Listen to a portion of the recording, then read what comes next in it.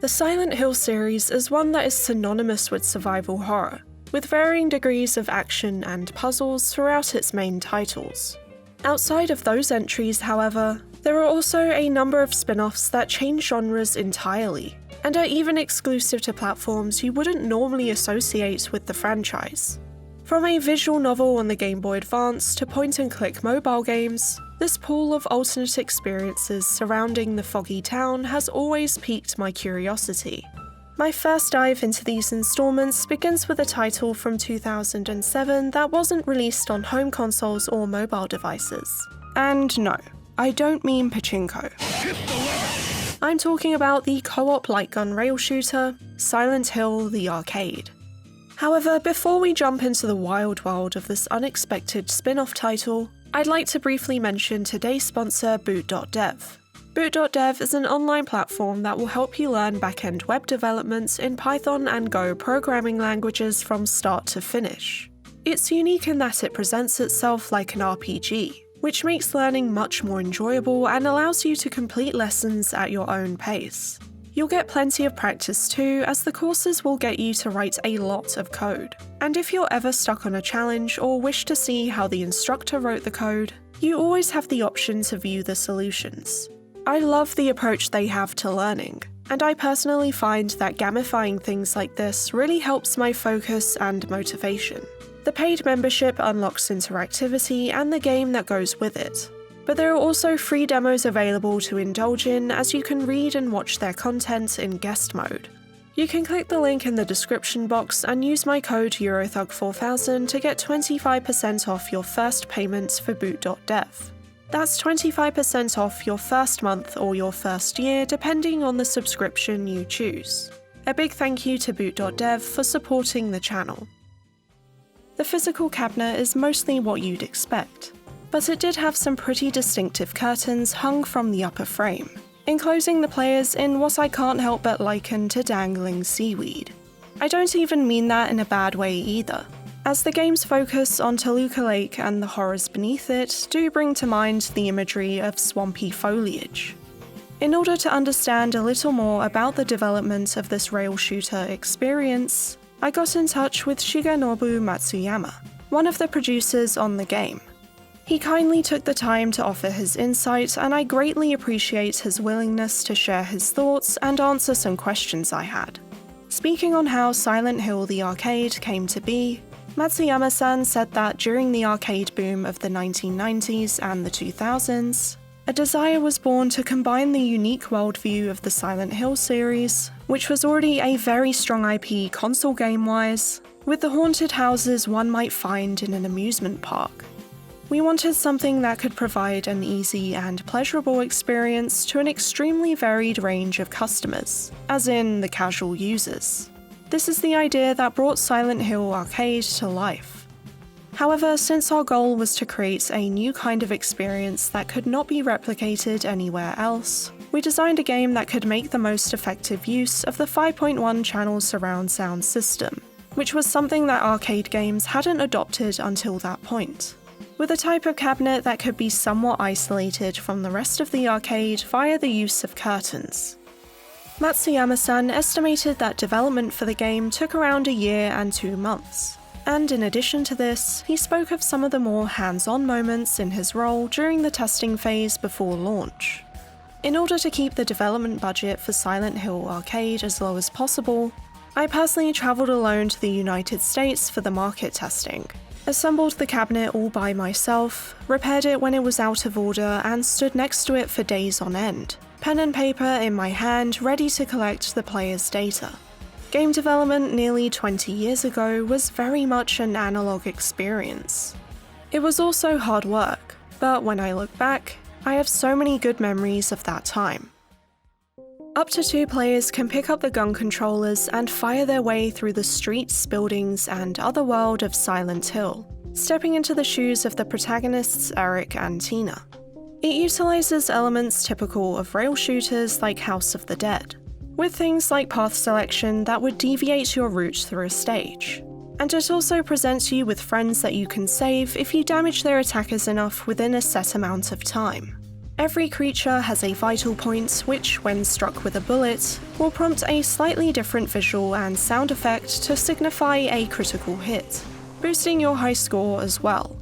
For the common enemies, this means getting headshots, but for certain bosses, these vital points can be elsewhere. Throughout your journey, you may find extra weapons like the rifle, which is 5 times more powerful than the base handgun, or the shotgun that shoots 9 bullets at once, being most effective at short range. Both had a limited amount of ammo, and once used up, the player would return to wielding the default handgun. As well as extra firepower, you could also acquire nutrition drinks or first aid kits that would restore 10 and 30 HP respectively. Killing specific opponents or destroying certain objects in the environment can sometimes warrant you a healing item, but you will mostly get medals instead. These tend to be for smaller and/or fast-moving targets, awarding you with either a gold medal worth 10,000 points or a silver one worth 5,000. It was actually possible to save your play history using an e-amusement pass, so you could pick up from where you left off and check your progress before you start. On a second playthrough of the game, a stage select function would unlock, and you could even get achievements that were tracked by the pass. The conditions for 100% were listed on Konami's website, including actions like rescuing other characters and witnessing all the events. Saving your friends will give you bonus points too, of course, but it will also slightly alter preceding cutscenes and culminate to affecting the ending too if you keep all of them alive. Regarding considerations that had to be made for an arcade game as opposed to a survival horror on a home console, Matsuyama-san said that the biggest challenge by far was to design a game system that could be as simple as possible, and to regulate the level of challenge in a way that felt balanced because we didn't want to force complicated controls or an exceedingly high difficulty level on the casual arcade players. Moreover, there was another balance we had to strike perfectly. More specifically, the one between the aforementioned haunted house element, the one that was unique to Silent Hill Arcade with its sequences of terrifying events, and the thrilling playstyle that a rail shooter should provide to the player.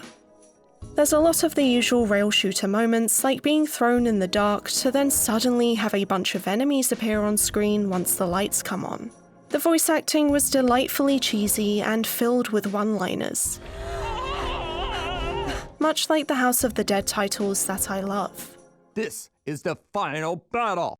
When I looked at the spin-offs for Silent Hill, I was drawn to what they could offer me that I wouldn't usually expect, and I welcomed all the outlandish parts and arcade-specific tropes. Having played the first 4 Silent Hill titles, this game felt like a trip down memory lane, taking me through so many recognizable locations as if I were sitting in a theme park ride. Obviously, the established lore isn't followed to a T, but I wasn't expecting it to be, and I instead wholeheartedly enjoyed it for exactly what it was. Going into it without having watched much footage beforehand was definitely better for my experience, as I would get unreasonably excited over seeing backdrops straight from previous mainline games. The subway train, historical society, and the spiral staircase are among the places that I did not think would make an appearance, but laying my eyes on them for the first time since playing the PS2 titles they appear in made me remember how much I adored those games too. Like how being pulled through the Central Square shopping centre and having the camera move over to a ringing phone had me replaying the scene of Heather calling her dad in the early scenes of Silent Hill 3 in my head. And even though it's a completely different vibe because of the gameplay, going against an army of Robbies in the Lakeside amusement park was something quite special. Series staples such as locked doors and finding keys for said doors makes its way into the arcade experience too. And there's even a part where Eric tries to investigate a toilet, much to Tina's disgust. Hey Eric, what on earth are you doing? Well, something is stuck, so... Stop doing such idiotic things! Sorry. It's almost like combining James and Heather's own moments in their respective games.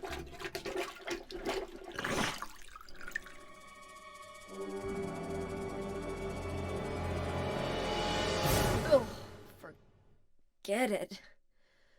This is way too gross.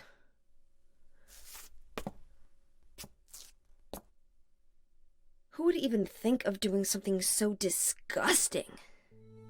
Lots of not-so-friendly faces make a return in this arcade installment. From the common enemy types like nurses, numbodies, and gumheads to bosses like the Splitworm and Pyramid Head. You get smaller opponents like Tremors and Creepers too, which cover your screen and damage you if you don't shoot them off quickly.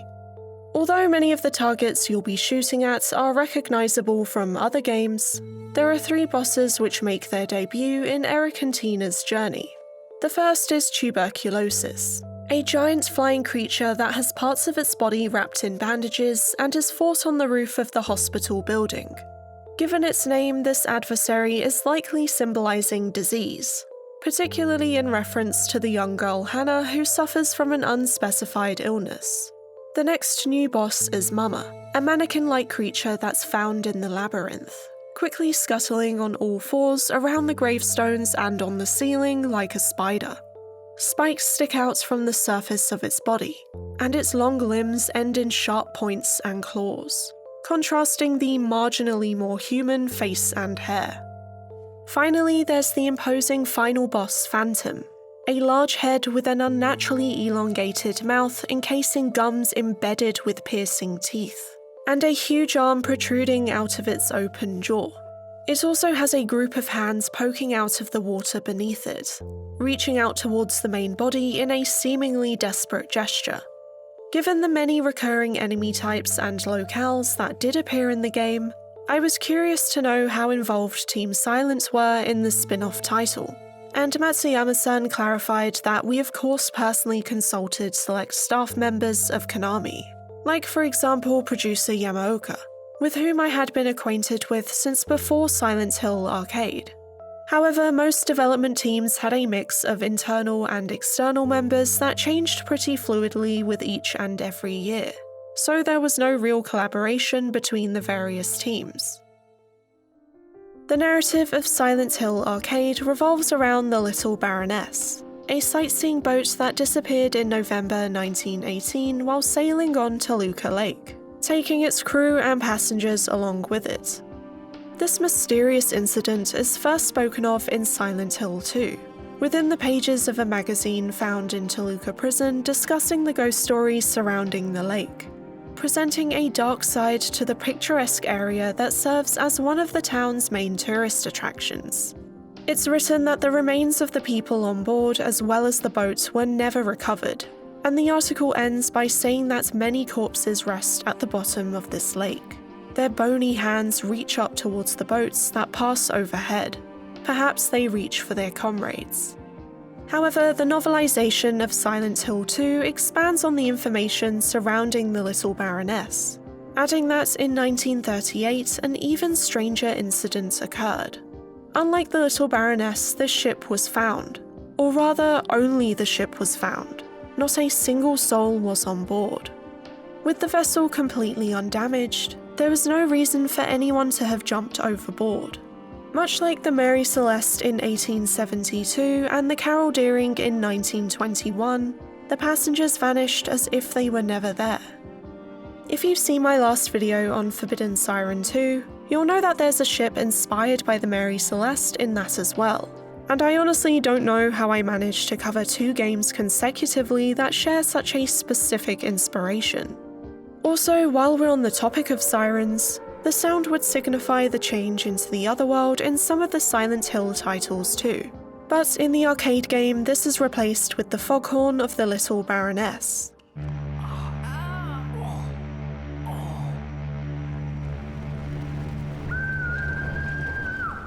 Not only that, but James likewise hears a foghorn while going through the Historical Society level, which is an obvious call to the local legend. The arcade title gets more intimate with the backstories of some of the characters on board the ship at the time of its disappearance. The main focus is on Hannah, a sickly young girl who is cared for by her mother Lorraine. Hannah's father passed away, and there are a couple implications that could suggest that her mother is struggling to make ends meet. Lorraine decides to take Hannah on a trip to Toluca Lake, gifting her a toy bear before their excursion on the Little Baroness. However, this present seems to have been born of guilt for what she really planned, as she would later throw her daughter overboard so she would drown. The captain witnesses this moment, rushing over and reaching out in vain as Hannah plummets into the water. Numerous creepy hands latch onto her body, dragging her down into the depths before taking the ship down too. Fast forward to 75 years later, college students Eric and Tina travel to Silent Hill along with 4 of their friends who are all in the same occult club. Given their shared interest in the paranormal, the town seems like a perfect spot to visit given all the dark urban legends embedded in its history. Eric has a deeper connection with the area as his great-grandfather was the captain of the ill-fated Little Baroness.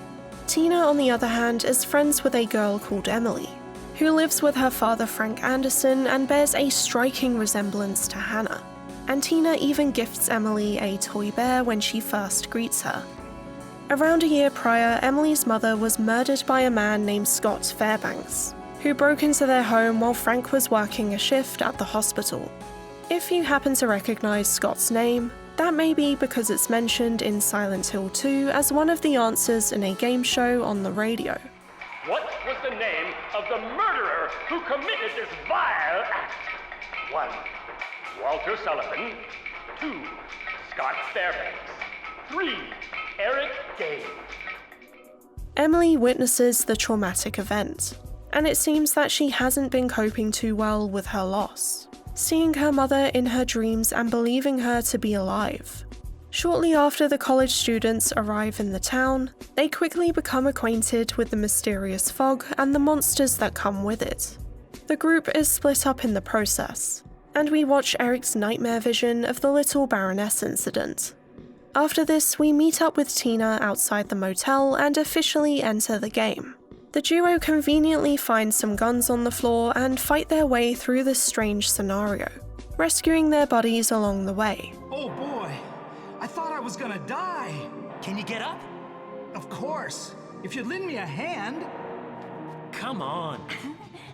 They also see Emily, who is acting a little strangely, so they follow after her and she joins them for a bit, saying that she got lost while looking for her mother. After some trips into Emily's memories and other supernatural shenanigans, including the mix of time periods blending together across its characters and stage area names, Eric, Tina, and Frank find the young girl on the boat running into Lorraine's arms. Frank, rightly infuriated with the day's events, shouts at the woman and tells his daughter to get away from her, brazenly yelling that her mother is already dead. Emily steps away in fear and confusion. Then Lorraine slaps Frank with comical force as she transforms. Emily is thrown overboard and there are cuts between the mirroring scenes of 1918 and 1993, showing that history is repeating itself. This time, however, Eric and Tina jump in after Emily to put an end to the nightmare, and come face to face with the ghastly phantom lurking beneath Toluca Lake. In terms of the narrative, Matsuyama-san expressed that since the game was based on a pre-existing IP and the framework was pretty much already set when it came to the characters and plot, we had to be extremely careful not to deviate from it so that we wouldn't create inconsistencies. Personally, I would have loved to take the story in slightly wilder directions and include new and fresh ideas.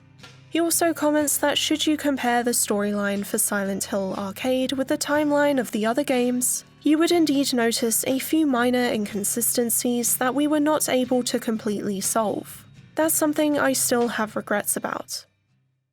While this title of course includes a lot of references to the main games that precede it, I do want to mention that Eric also appears in another piece of Silent Hill media called Double Under Dusk, one of the Japan-only comics that were distributed via mobile phones in 2007. These comics were sadly discontinued and, from what I understand, it's currently considered lost media with only a few panels available online. Still, it's nice that the arcade title has all these different connections even if it's a standalone experience. In total, there are 4 different endings you can get in Silent Hill Arcade, and the first 3 all depend on how many friends you've saved and if you destroyed all of the lower arms of the Phantom, which is the condition you need to fulfill to save Hannah and Emily. If you miss any of the hands in the final battle, the 2 young girls don't make it. Eric then wakes up alone somewhere surrounded by fog, and hears a voice coming from his radio.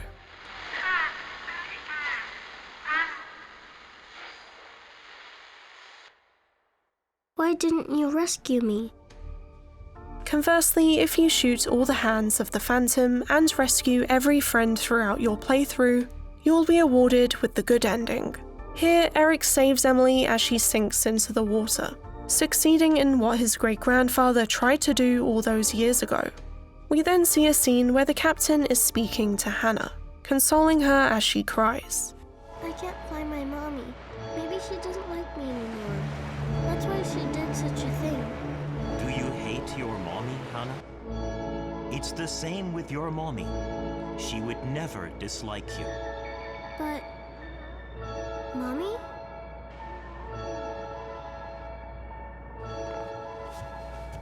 Mommy! After that, Eric wakes up on land and watches as the little Baroness sails off, catching a glimpse of his great-grandfather who is on board. Tina joins Eric and we see Emily and her father Frank are safe too. Do you think she was able to meet her mother? Of course.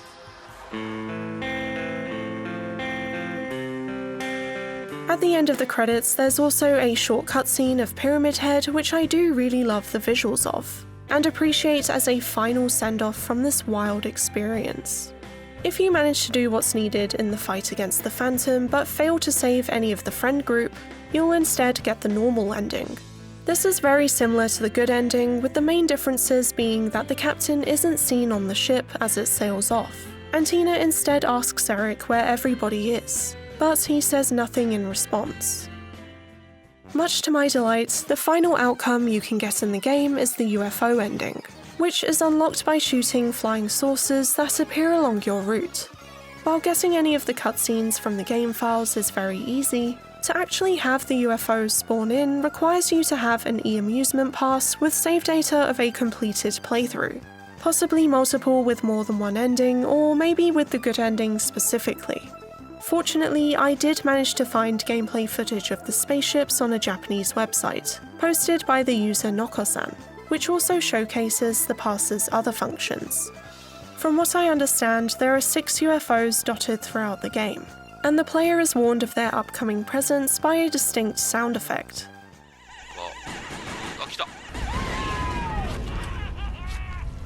After shooting down the first 5 spaceships, the final one appears just as the Phantom boss fight begins.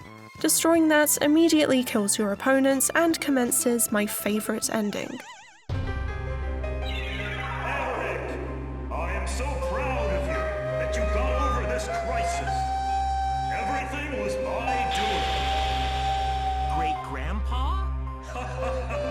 Isn't it cool, Eric? This is my new ship. And you were alive? Hey, where is Emily? Emily and Hannah have both fallen in my hands. If you want them back, come chasing after me to the end of the universe. Eric, what is up with you? Hurry, we have to go after them. In this space combat ship. What? Once Eric and Tina get into their space combat ship to chase after Eric's great-grandfather, the scene changes into another Konami title called Gradius, a side-scrolling shoot-'em-up which is then revealed to be played by Robbie the Rabbit. For what feels like a combination of Silent Hill and The House of the Dead, this is definitely one of the better possible outcomes. I went into it without any serious expectations and came out with a newfound appreciation for bizarre spin-offs. Now even more interested in seeing those mobile games and that play novel. Sharing his thoughts on the final product that is Silent Hill Arcade, Matsuyama-san said that it had a state-of-the-art sound system, and the design of the cabinet with its creepy-looking curtains made people want to take a peek inside. On top of this, the rail shooting system was simple and could be enjoyed by virtually everyone. I think we managed to combine these various elements with a one-of-a-kind worldview of Silent Hill in a way that was, in my opinion, pretty good. Of course, each and every member of the staff did their part, and I thank all of them wholeheartedly. I'd like to thank Matsuyama-san once again for sharing his thoughts, and I'll have a link to the full interview as well as his official website in the description below. Finally, thank you so much for watching, and a huge thanks to my patrons for making all of this possible. If you're interested in seeing my future videos, you're more than welcome to subscribe to the channel.